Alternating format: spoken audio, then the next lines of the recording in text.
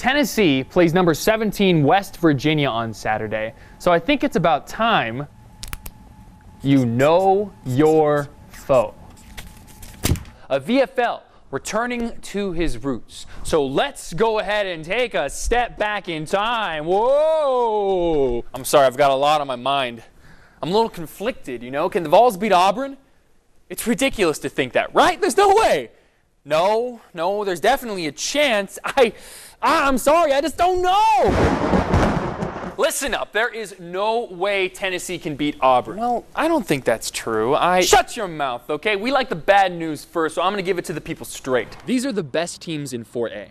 And the way I look at it, this is for a state title. Right? Alabama fans, they like to say, I can't say this too loud, I might get in trouble. They say roll tide.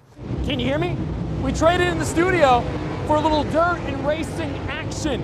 Welcome to 411 Motor Speedway. You might recognize legendary Lady Vol Pat Summitt. It's a fantastic statue, really.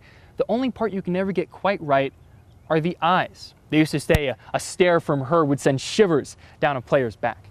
Now those who were here remembering her today said you could feel those eyes looking down as she was honored in her hometown. The Tennessee defense and the Tennessee team as a whole will have a chance to redeem itself when Charlotte comes to visit Neyland Stadium on Saturday. Welcome into a Halloween edition of Sports. He's Peanut Butter. I'm Jelly, aka Grant Williams and Admiral Schofield. We're looking at phase 1 construction possibly not even beginning until 2020. All of that, like Fulmer said, for the design and scope, making sure that Neyland Stadium stands and these renovations work out well for the next 100 years. The Tennessee Volunteers just won an SEC regular season championship, but I think I found a team that might be able to beat them. That next game is a road trip to face the Colts. Also, can we just take a second to appreciate the mustache on this man? That takes dedication. Well done, Mr. Mariota, well done. Another player who came down to Atlanta with the Vols was wide receiver Marquez Callaway. When Tennessee needed a play last year, he was one of the guys they would turn to. Tennessee has one guaranteed game left this season. Next Saturday in Nashville against Vanderbilt. The formula is pretty simple. Beat Vandy and you go to a bowl. What I'm trying to say is do not get riled up. I want you to take a little bit of advice from rapper Drake here. Yeah, Aubrey Graham, Champagne Poppy himself. He posted this picture on Instagram wearing a Tennessee crew neck with the words finessed essentially etched out in there. So here's some advice from Drake. Do not get finessed during SEC Media Days. The 30-24 win over number 21 Auburn was a streak snapper for Tennessee.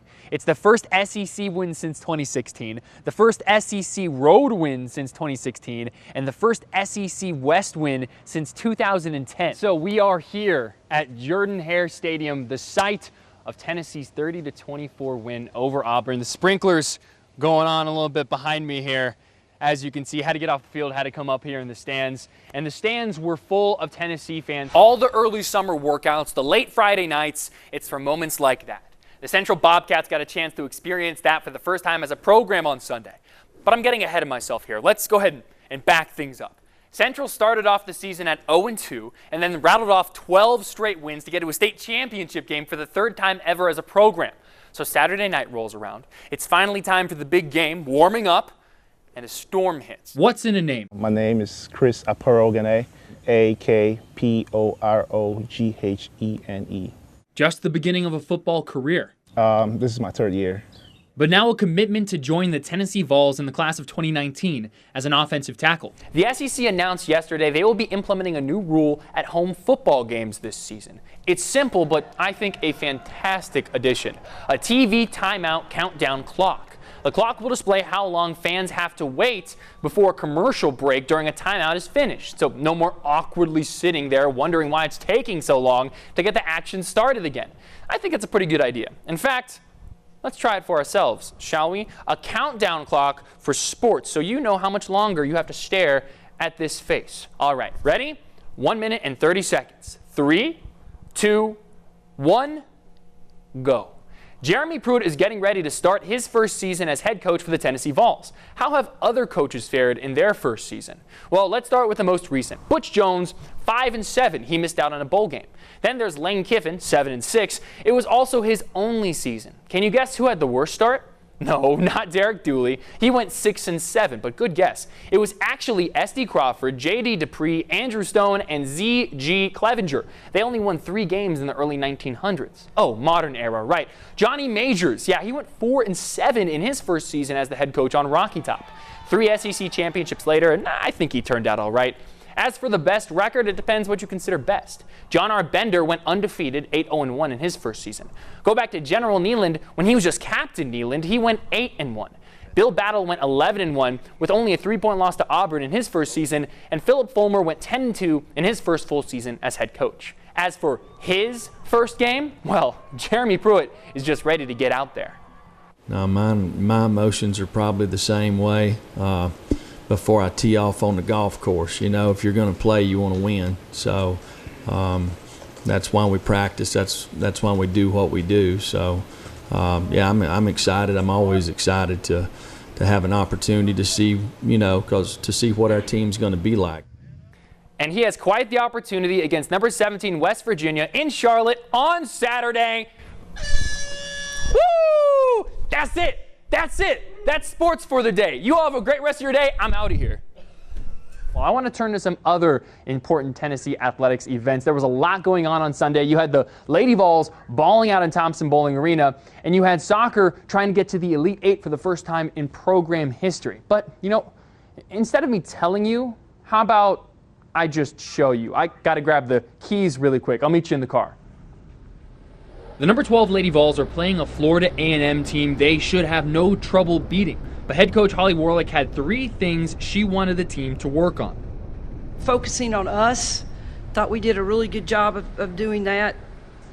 We wanted to get great shots, not just good shots. In the second half, I thought we got great shots. And thirdly, we wanted to work on our zone. We get to TBA and the Lady Vols are up 20-0. So how is that for focusing on yourself? Great shots? Well, Tennessee was 48% from the field and took 33s in the game, so that needs some work. But the zone did cause chaos. UT finished the game with 22 steals. Final score, 96-31. 31 points is the 6th fewest from an opponent in Lady Vols history. It's 5 people guarding the ball, and sometimes we get caught up in just guarding our man. You got to guard the ball. And when you do that, you got something special on the defensive end. All right, that's one game down. Now it's time to head on over to Regal Soccer Stadium for the Sweet 16.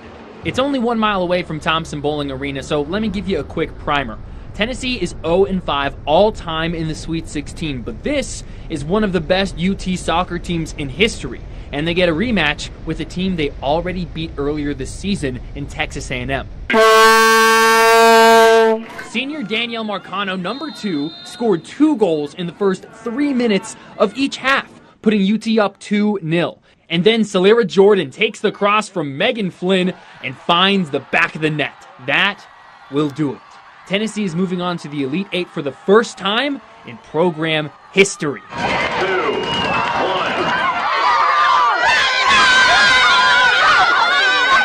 You have an opportunity in life to earn a first ever. It's pretty special, you know, and we just told them now, you take first evers and you put them in your pocket forever, and that's forever. And you know, for these guys to advance to the Elite Eight, and that's what it is. It's elite.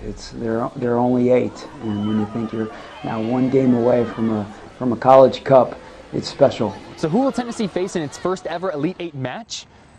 Defending national champion Stanford. That game is Friday, 5 p.m. Eastern, 2 p.m. Pacific time, and you're going to want to make sure you check the air quality index in Northern California as well because of the wildfires going on. The Cardinal had to play its second round game on Friday in Salinas, California, but did return home for the Sweet 16.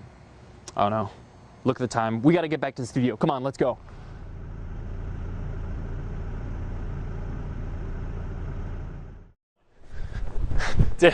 Did I make it? Did I miss anything? Are we good? All right.